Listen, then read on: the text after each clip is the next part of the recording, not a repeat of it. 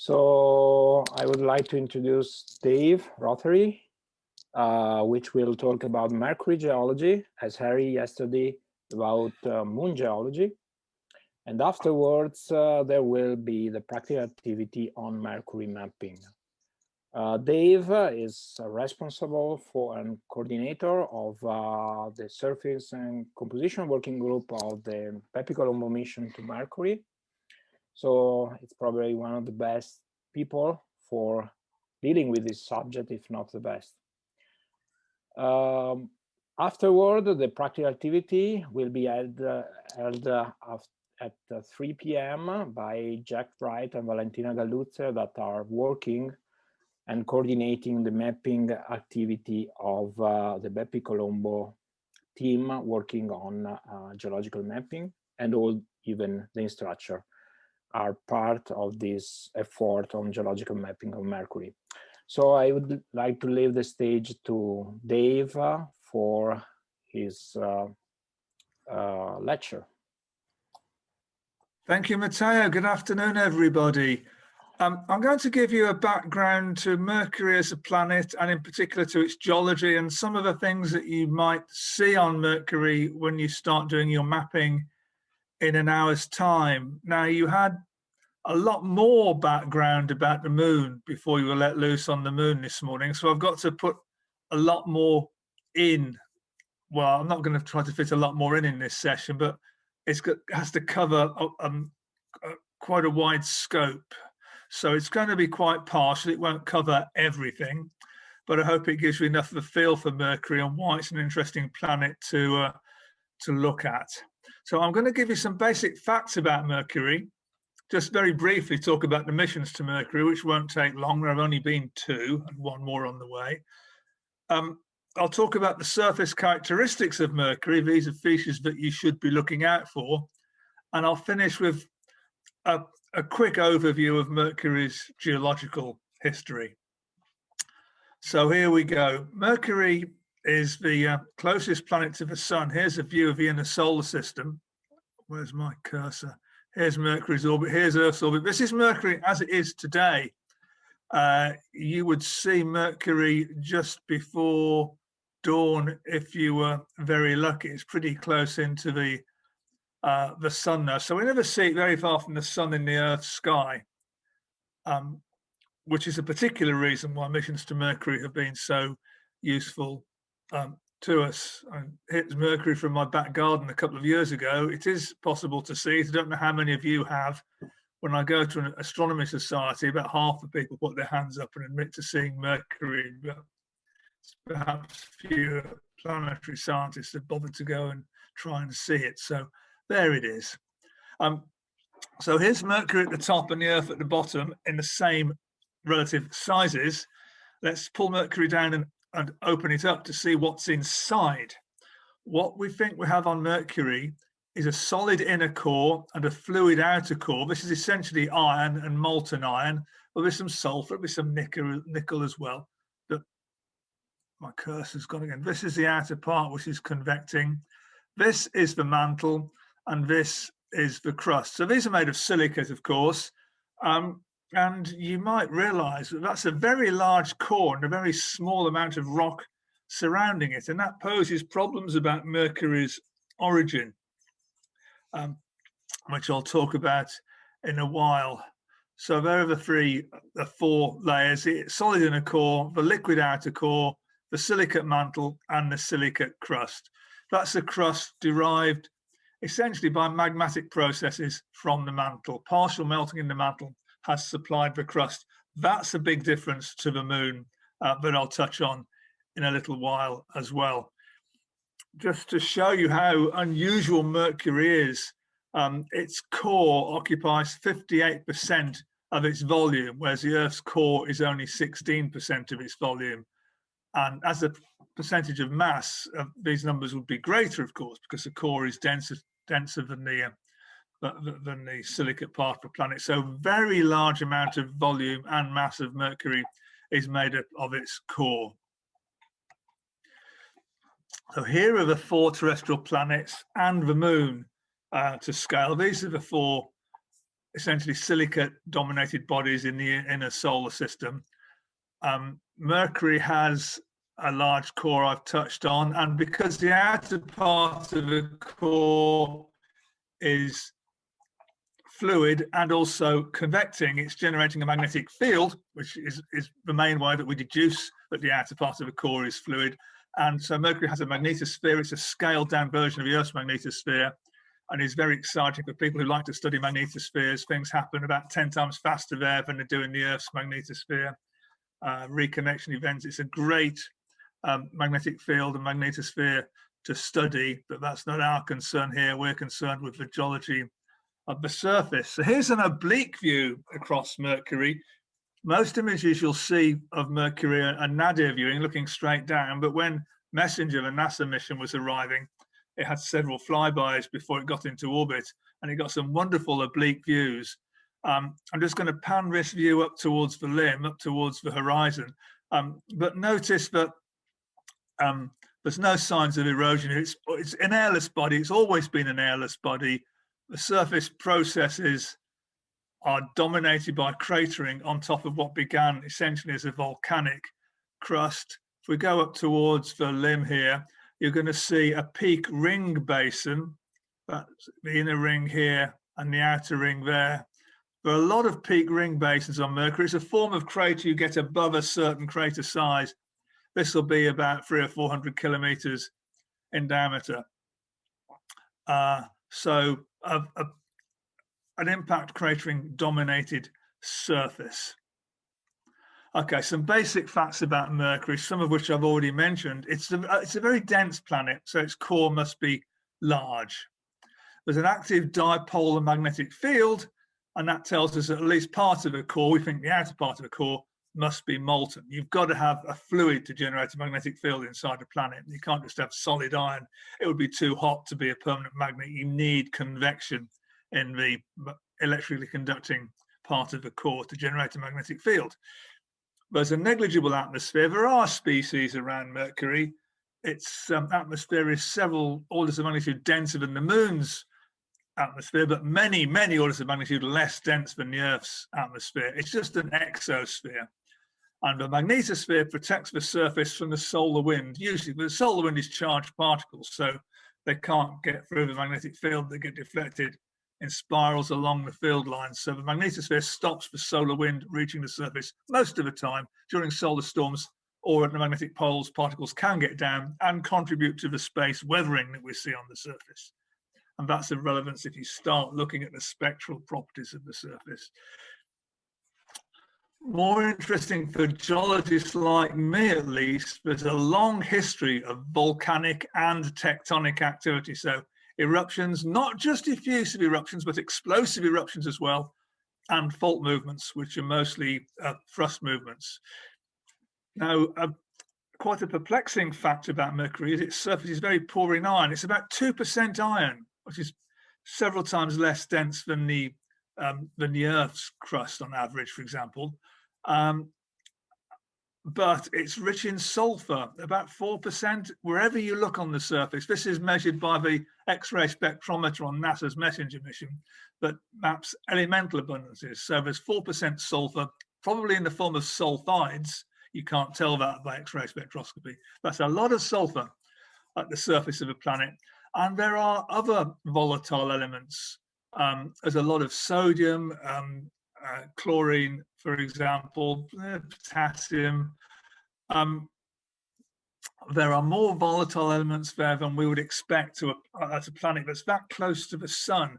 And we don't actually know for sure whether it's just the surface, the very surface that's enriched in volatiles, or whether it's symptomatic of the crust as a whole. And if the crust is rich in volatiles, then the crust is derived from the mantle. The mantle is going to be fairly volatile rich as well.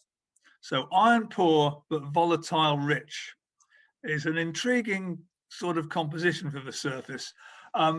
Most of the surface you'd call a high magnesium, fairly high silica basalt, classifying it very, very loosely. One other thing about Mercury is because it's close to the sun, it is tidally locked to the sun, but not so that it rotates just once per orbit. It rotates exactly 3 times for every 2 orbits. It's 3 to 2 spin orbit coupling.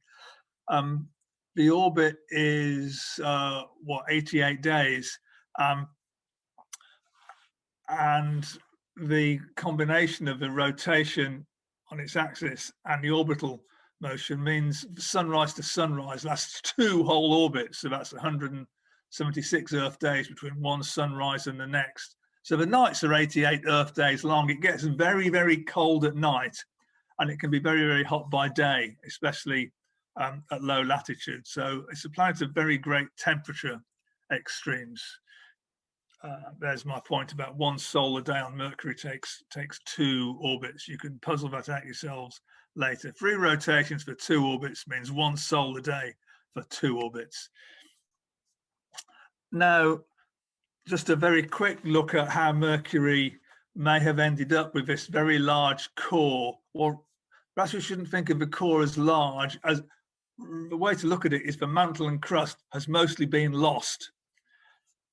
If it started with a normal rock-iron mixture and then was involved in a collision, as is shown here, this is hydrocode modeling, the orange body is the one that's going to become Mercury. It's a larger body here. It's stripped away in the impact of most of its silicate, and the core and a little bit of silicate recondenses later to give you your proto-Mercury. This could have happened towards the end of solar system formation, when you've got planetary embryos around that haven't settled down into their final orbits. You could strip Mercury of most of its silicates and leave you with what you see today. You could argue that you should lose a lot of volatiles that way, but if the proto-Mercury or the forerunner of Mercury came from further out than the Earth, maybe began somewhere near Mars, it would have more volatiles to begin with. So even though you've lost volatiles in its collision, it's still left more volatile rich than you'd expect if it had formed that close to the sun. This is not a settled view of Mercury, not a settled explanation for Mercury, but we are sure there are a lot of volatiles there. So maybe hit and run impact. If you want to look that up, there's the Asfaug and Rothery paper from Nature Geosciences there. Oh, what's happened there? Okay, here we go. So in Harry Heesinger's talk yesterday, he showed this graphic here, which I've stolen from him. He showed how Mercury's crust formed from the initial magma ocean. So there's some solid material in the middle, maybe forming a core, but the magma ocean is what interests us. As this cools down on the moon, the dense crystals, olivine and pyroxene, sink, and the more buoyant, the less dense crystals, plagioclase, feldspar, particularly a northite, float towards the surface, and that gives you the lunar primary crust, which is what's exposed now in the lunar highlands. Big impacts into the moon create basins which are later flooded by basalts, the Mare basalts, and the kind of things on the floor of Tsiolkovsky crater that you were mapping this morning if you did that exercise. So that's the moon story. Sorry, Dave, you have been freezed before, so... Can you see me? Can you hear me? Yes, but for a while we didn't hear you. Okay, I'll come back to this graphic. I was talking to this graphic. This was fine at the beginning. Okay. Then we came to this one, and it didn't advance properly. I'll come back to this graphic, and I'll say this bit again. Yesterday, Harry Heesinger showed you this model at the top left for the early moon, with its magma ocean slowly cooling down, and it had olivine sinking, and the less dense mineral phase, plagioclase, or the northite variety of plagioclase, floating to the surface, and that formed the lunar primary crust, which is now the lunar highlands. Later volcanism, particularly flooded basins to produce the lunar maria. And if you were doing the lunar practical earlier today, the dark basalts on the floor of Tsiolkovsky crater were from partial melting in the mantle into a quite small basin. That's the moon story. But Mercury, as I've said, is poor in iron in its crust, and that means its magma ocean would have been poor in iron as well. If you don't have enough iron, your magma ocean is not dense enough to allow plagioclase to float to the surface. What we think happened on Mercury is that the olivine and the pyroxene and the plagioclase that was crystallizing in the magma ocean all were too dense to float, and they will all have sunk to the bottom. So a big difference between the moon and Mercury is the moon has a primary crust dominated by anorthite plagioclase. That's the lunar highlands. Couldn't have happened on Mercury because the plagioclase wouldn't float. The only mineral phase that could have floated in Mercury's magma ocean is graphite, and there's not a lot of carbon. You may have had a couple of 100 meters of graphite dominated primary crust on Mercury, none of which has survived intact. And all the volcanism we see on Mercury today is from later partial melting events in the solidified mantle, producing many, many flood basalts. So if you like, the whole of Mercury's surface today, the whole of this surface is the equivalent of this stuff on the moon. All of Mercury is Maria. Some of it's quite ancient and very heavily cratered. None of Mercury's surface is the equivalent to the lunar highlands, because such as it was only graphite, and it's all been flooded by basalts. And when you look at an image of Mercury, remember it's going to have been image processed and the brightness has been adjusted. The whole of Mercury's surface is dark like lunar Maria. It might look quite bright, that's just how the image has been processed. Mercury is basalt type rock pretty much everywhere. And you can trace that back to its magma ocean having not enough iron to allow the plagioclase, to allow the feldspars to float towards the surface. Okay, how do we know about Mercury? NASA had the Mariner 10 mission, which went into a solar orbit that flew past Mercury 3 times in the mid-70s. It saw the same half of Mercury sunlit each time, so we only ever saw half the planet.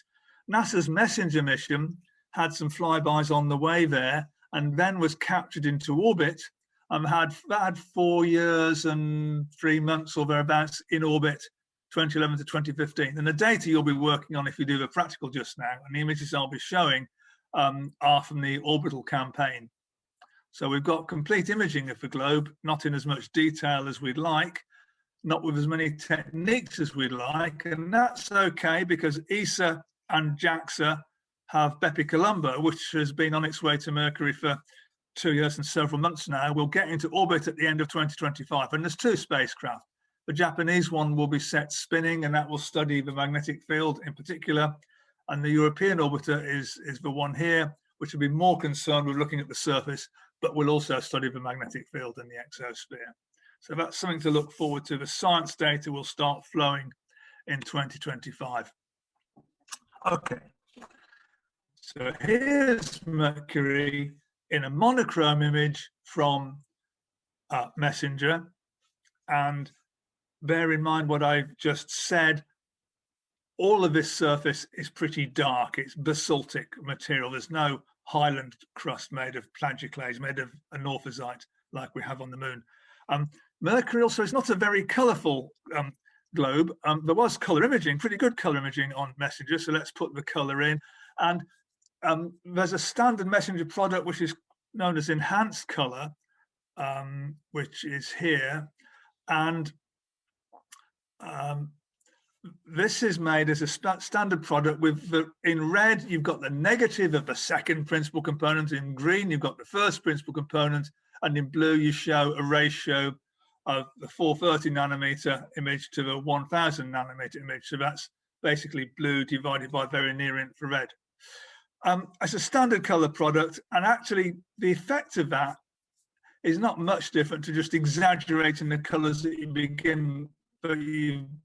begun with. So anything that's red on the enhanced color was redder than anything else on the original. Anything that looks blue on the enhanced color was bluer than anything else on the original. It's a standard product that you will meet, and there's a layer showing this enhanced color in the data set that you'll be working on in the practical. Now, let me show you this globe rotating. Before I do rotate it, most obvious thing striking the eye perhaps is this crater here with these rays radiating out from it. The youngest craters have quite bright crater rays. There's another rayed crater down here. These rays fade away with age. I'll also point out this very dark blue area here, which is partly surrounding a crater. Another very dark blue area there, partly surrounding that crater. We think that's graphite rich, and that might be excavated remains of this very thin graphite primary crust. Okay, let's start that globe rotating now. There we go. You see there is color variation. There's some reddish areas. This is a red infilled impact basin known as the Chloris Basin. Red area up near in the high northern latitudes is the northern volcanic plains. There are other red areas. Volcanically flooded plains, which are relatively young, tend to look reddish on Mercury, but there are exceptions. They're not all red. There are some blue plains as well. I'll just set that globe rotating one more time so you can get a feel for the variations on the globe. The area that you're going to be mapping is just here. This is the area that your map will cover, this area here. Let's move on to the next slide. Okay, diffusive volcanism. I mentioned areas flooded by lavas. The most extensive lava area on Mercury is Borealis Planitia. This area outlined in yellow here, the North Pole is here. So it's covering quite a large area on Mercury, and it's bigger than the Siberian traps on Earth, smaller than the Deccan traps, which are in India. But a very big flood basalt province basically on Mercury, and Mercury is a smaller planet than the Earth, so that makes it even more significant proportionally. So that's the youngest large region of volcanic plains. Here's part of the edge of Borealis Planitia, and there's a couple of mapping units to introduce you to.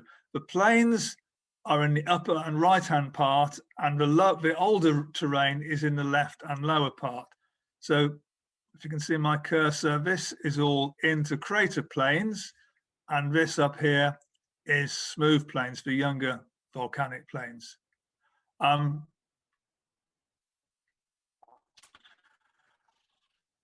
You hopefully can see that there are some young impact craters that post-date the smooth plains formation.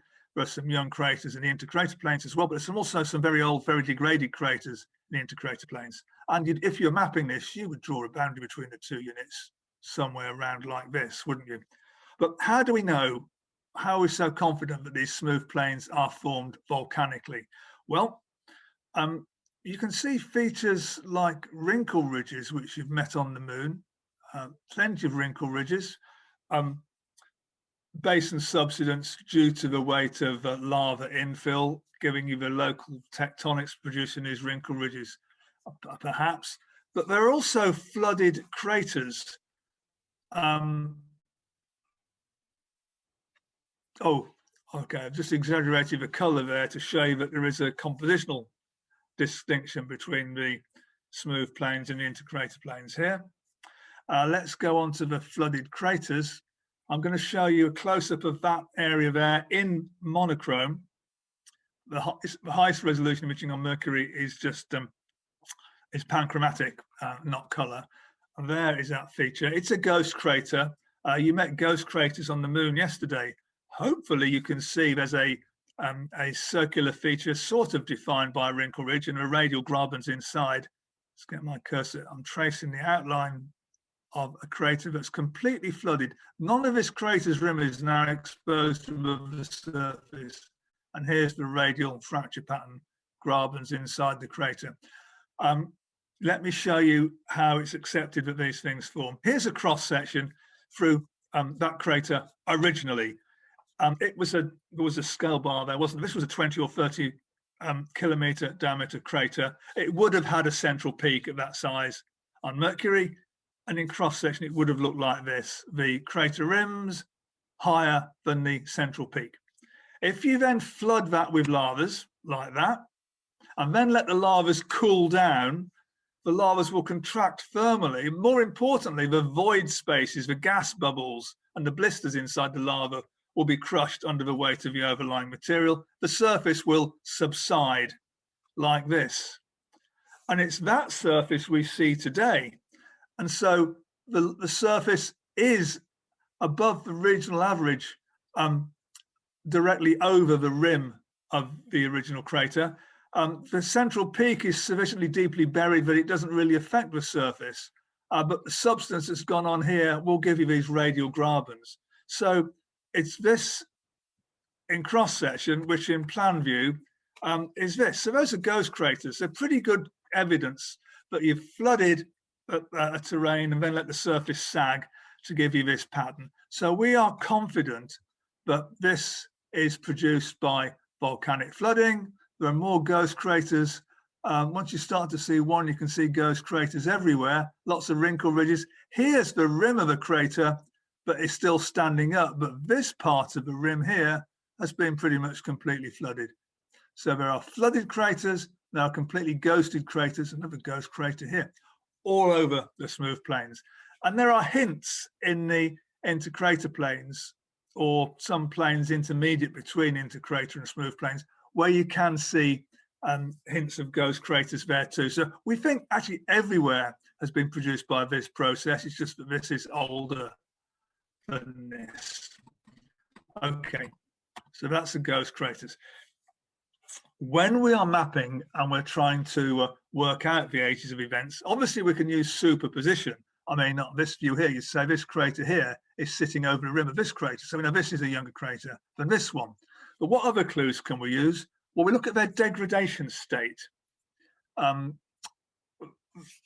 simplest way of classifying craters by degradation state is just to use 3 classes. So the youngest craters, the freshest looking craters, we call C3. Here's a C3 crater, which is about 100 kilometers across. And its characteristics are there is ejecta around it. You can see a lineated pattern in places. We need to zoom in further to see more clearly. But there's an ejecta blanket around this crater. Inside the crater, the terracing on the crater walls is clear. So that's the youngest kind of crater. The oldest kind of crater, C1, most degraded, is this one here. You can trace its rim, but you can't see any terracing left inside, and you can't see an ejecta blanket around the outside. It's been churned up too much by subsequent impacts. So that's a C1 crater. This is how the C1 crater would be mapped. There's its rim.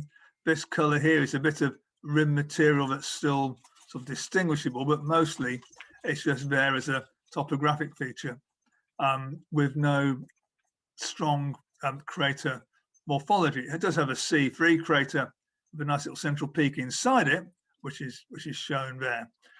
And in between C1 and C3, we of course have C2 intermediate craters. Here's an example of a C2 crater here. It doesn't have a very extensive ejecta blanket. Its terracing is much less well preserved than the terracing of the inside the C1, the C3 crater there. Hopefully you'll get your eye into craters of different degradation states when you start your mapping. So that's the crater degradation states used as a proxy of age. You will pretty much always find that the fresher looking craters, or the ejecta from the fresher looking craters, overlies older, less well-preserved craters. Another clue to crater age, which we've touched on the global view, is crater rays, especially when you're using an image with a sun that's high overhead, which translates to low incidence angle. The ejecta and ray pattern around a young crater will be well seen. Not so well seen when the sun's lower in the sky, but it's only the very freshest, youngest craters that have well-preserved rays. Another characteristic of Mercury is the lobate scarps. Now, Harry showed you some lobate scarps on the moon yesterday. Lunar lobate scarps are on a much smaller scale than on Mercury. Here's a feature which is or the length of it on this image, looking at that scale bar, is approaching 400 kilometers, and we don't see either end of it really. Now, you can probably tell from the sunlight, from the shadows, that the sunlight is from the lower left towards the upper right. There's a visual clue here with that symbol on this figure, but you can look at the shadows. So the sunlight is coming that way because this inside edge of the crater is shadowed. So this is a sunlit scarp. This feature here is a thrust fault where the terrain on the top right has been thrust over the terrain on the bottom left, and here it's been mapped with a standard thrust symbol. We see many of these on Mercury, but the difference in height between top and bottom is 2 or 3 kilometers. The front of a scarp is not at all cliff-like. These slopes are quite gentle, 20 degrees maybe, but they're pretty major tectonic features across the planet. I'll show you that one in cross section. The only graphic I could find had the thrust going from left to right, but what we've got here is a thrust going from right to left. So I'll just flip my graphic round and the text is mirrored. But I hope you can see that what we're seeing here, a thrust fault thrusting a crater over itself. You know here that in this example, this crater was formed before the thrust movement occurred. And indeed, we've got an example of exactly that here. This crater here predates the thrust movement. It's been shortened, and here's a crater that's been the right-hand half of it is lost completely underneath the thrust.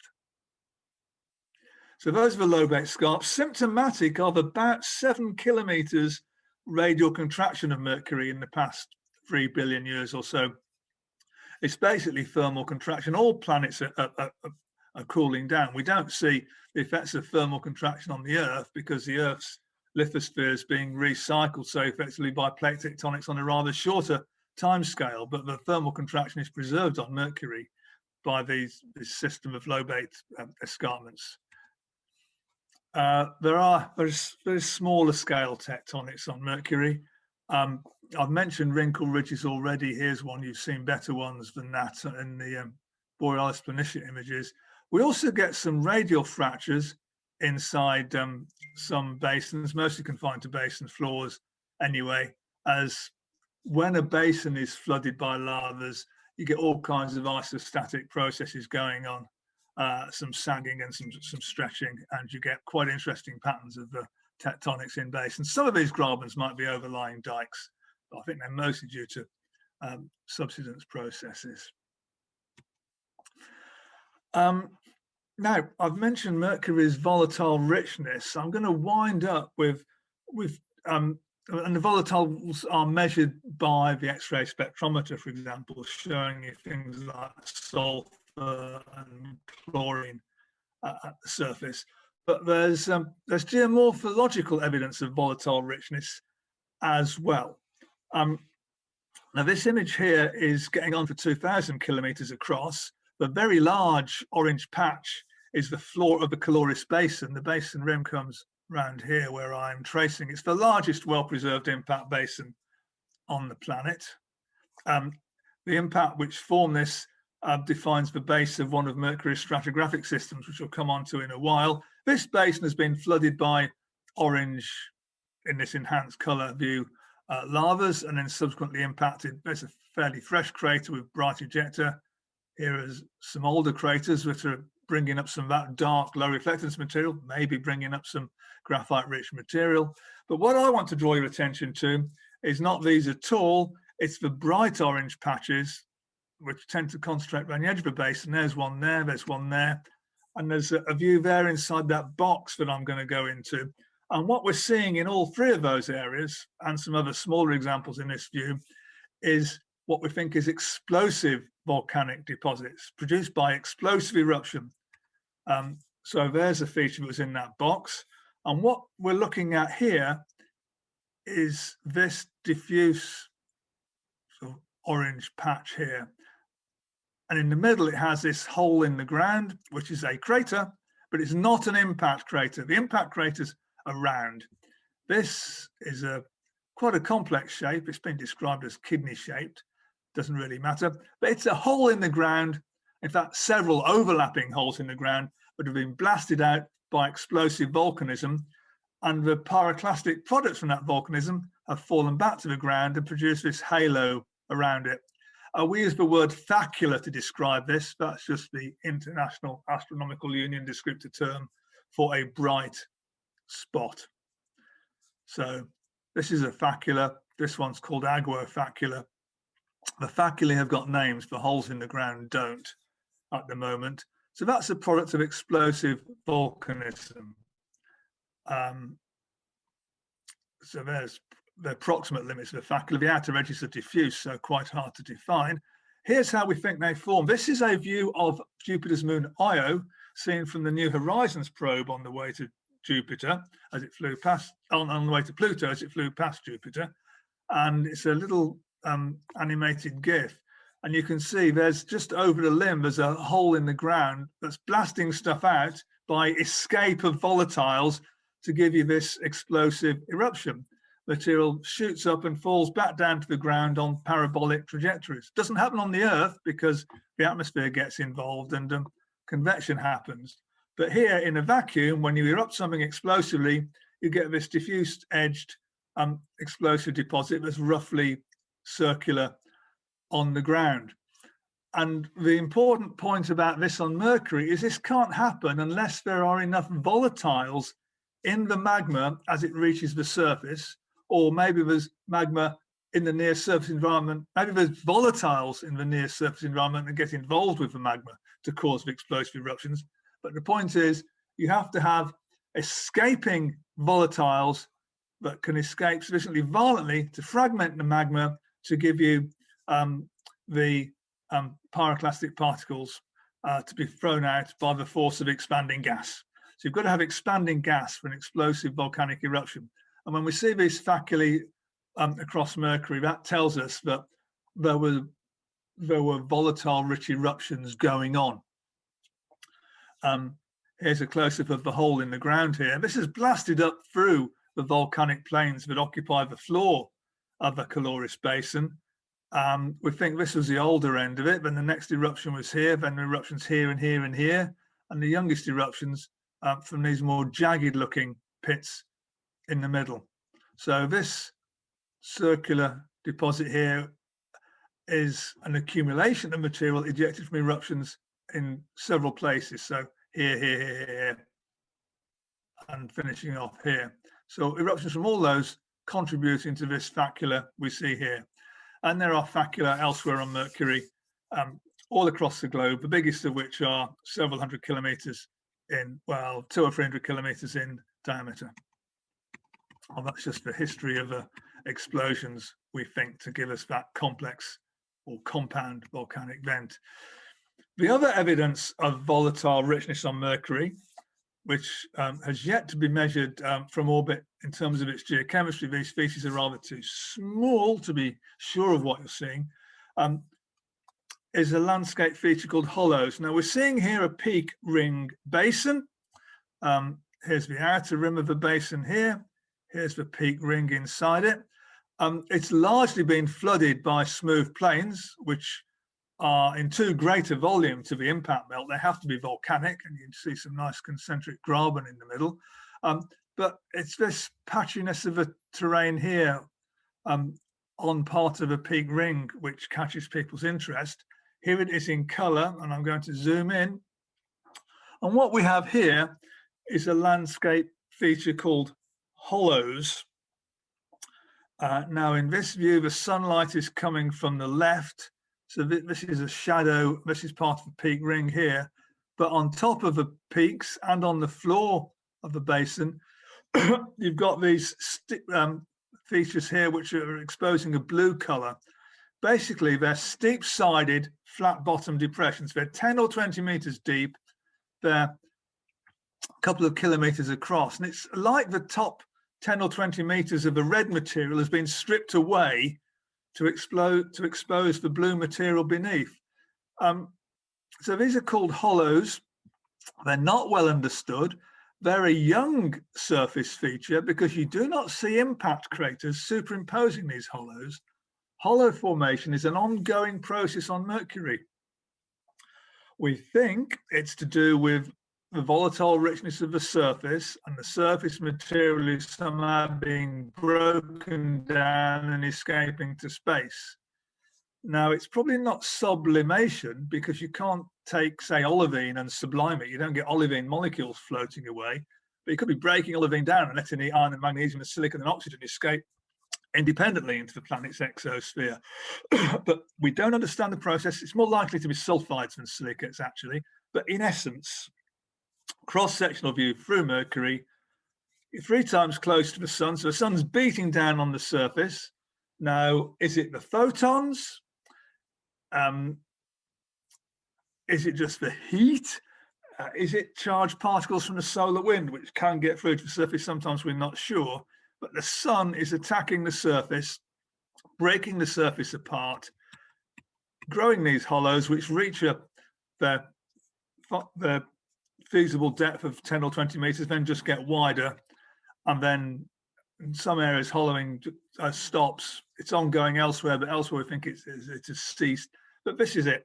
You're destroying the top 10 or 20 meters of the surface. It's a rather small landscape feature. So you have to have high resolution imaging to make much sense of it. But it's important for me to mention it because it's evidence of Mercury's surface volatile richness. Whatever the exact process of hollow formation, it requires the surface to be volatile in some way to break down and for material to escape. It's not falling into holes in the ground. It's not being blown away by the wind because there is no atmosphere to have any wind. It's not flowed away in some kind of surface melt of any kind. We see no evidence of processes like that. The stuff has gone away to space, molecule by molecule, we think. So a volatile, rich surface. I'll just wind up with the chronostratigraphy on Mercury. You saw chronostratigraphy on the moon. On Mercury, I'll start off with the Calorian. The Calorian system has the base of the Calorian is the formation of that big impact basin, that Caloris basin. There's an older basin called Tolstoy, which defines the base of the Tolstoyan system, and older stuff is known as pre-Tolstoyan. Then the Mansourian is defined by the crater Mansour and the Kuiperian by the crater Kuiper.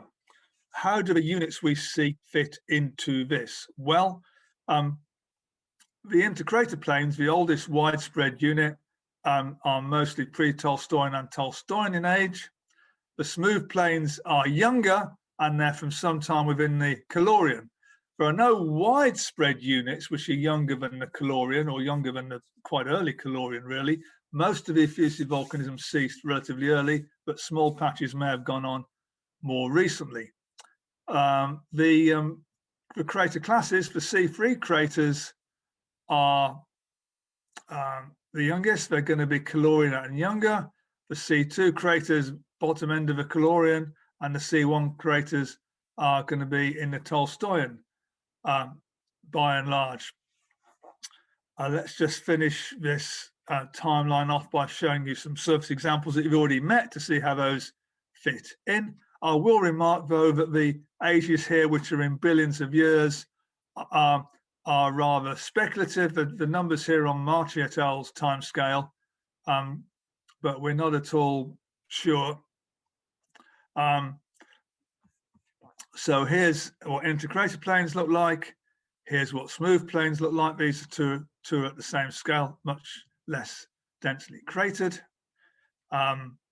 There's a C1 crater, a C2 crater, a C3 crater. What else have we talked about?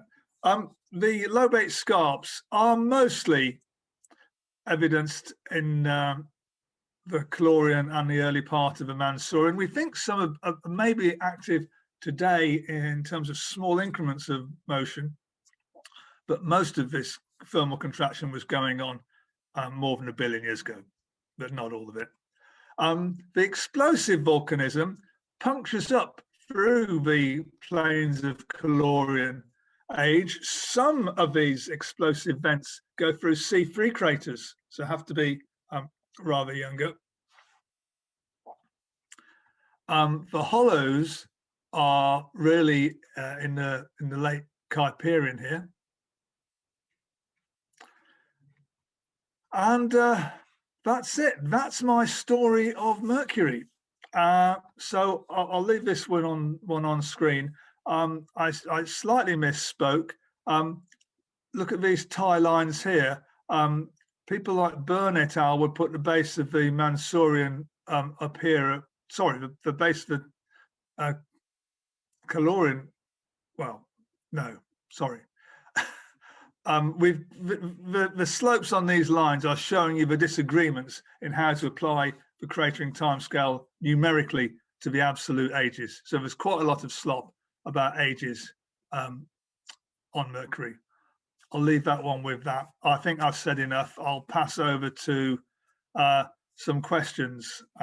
We've got a little bit of time before we need to start the practical. So I'll stop here. Cool. Thank you, Dave. So we can ask, we can wait and see if there are some questions in the chat.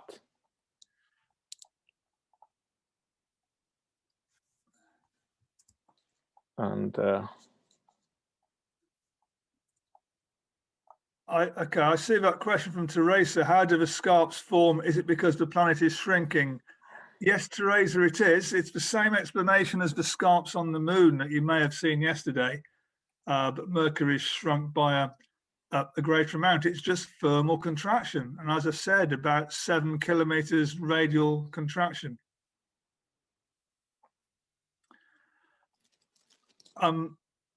Evelyn is asking about, she says, does C1, C2 and C3 craters basically mean craters belonging to each of the 3 major cratering events? No, they're not. They are not separate events. I'm just going to shut the door because my dog's barking.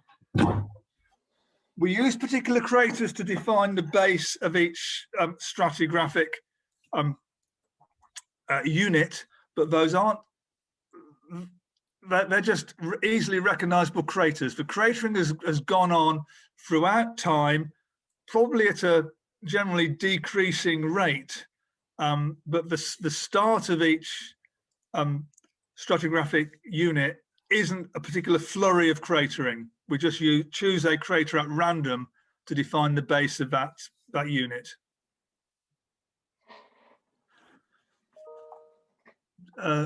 Julia Meyer wants to know about an update on Bepi. She says it just did a Venus flyby. Yes, it had a flyby of Venus in early November. There's another flyby of Venus coming up. Is it in May? Bepi Colombo is 2 spacecraft traveling together. Most of its instruments can't operate until we get into Mercury orbit and the 2 spacecraft are separated. So there are limited data coming from Venus and limited data when we have our Mercury flybys, but it's a healthy spacecraft. It will really come into its own when we separate the 2 spacecraft in orbit at Mercury. Annie is asking about, it's just gone off my screen, about, she says, I understand the plagioclase needs to sink to leave residual magma ocean appropriate for the crust. No, the point about the plagioclase sinking, Annie, is that Mercury's magma ocean didn't have enough iron, so the magma ocean was not dense enough to allow plagioclase to sink. The plagioclase to allow plagioclase to float, plagioclase would sink. The plagioclase isn't different, it's the stuff that it's trying to float in that's different. So on the moon, we don't know about the Earth, to be honest, but I think plagioclase would have floated on the Earth as well. On the moon, plagioclase floated. On Mercury, plagioclase sank. So that's the difference. Mercury's present-day mantle and its original magma ocean does not have enough iron to allow plagioclase to float. Mark is saying, are the pits specific to certain areas? Yeah, they tend to be in areas where we think there's this graphite-rich primary crust involved in being uplifted or distributed in ejecta. So in terms of what geologic units they're in specific areas, in terms of where the pit, when you say pits, I presume you mean hollows, I'm not sure. but hollows occur at all longitudes. So though they tend to be in the hotter parts of the globe, but it's not a strong correlation with solar insulation. So hollowing is associated with low reflectance material and reworked primary crust or volatile rich areas, we think. Kimmy is saying, I'd like to know the data set from where we know the crustal composition of Mercury. Well, from Messenger, there was an X-ray spectrometer, XRS. There was a non-imaging spectrometer called MDIS that gave spectra from the visible to the fairly shortwave infrared, which that wasn't great for diagnosing minerals. So we've got elements from the X-ray spectrometer, and we've got MDIS for some compositional information. We'll do a much better job on Bepi Colombo. We've got a much better X-ray spectrometer. We've got a thermal infrared imaging spectrometer, which will be great for mineralogy. But at the moment, the crustal composition of Mercury in terms of mineralogical and elemental composition is fairly poorly known, especially because Messenger couldn't get very good measurements in the southern hemisphere because of the eccentricity of its orbit. So we're quite poorly off, certainly compared to the moon at the moment, for understanding the chemistry. Gianluca, is the height diameter ratio of Mercurian craters smaller than lunar craters? It's similar. Mercury's surface gravity is about twice the lunar surface gravity, so I do expect that there's going to be a slight difference. I don't have the actual figures with me, but it can be looked up. We use craters on Mercury to compare with we use crater size frequency distributions on Mercury to compare with lunar crater size frequency distributions to try and work out the absolute age on Mercury. But because there is a difference in surface gravity, and you're close to the sun, so impact speeds are greater, and the composition is a bit different, but it's not very easy to map the lunar absolute time scale onto Mercury, hence the very big differences in some of the estimated absolute ages. That wasn't a very good answer.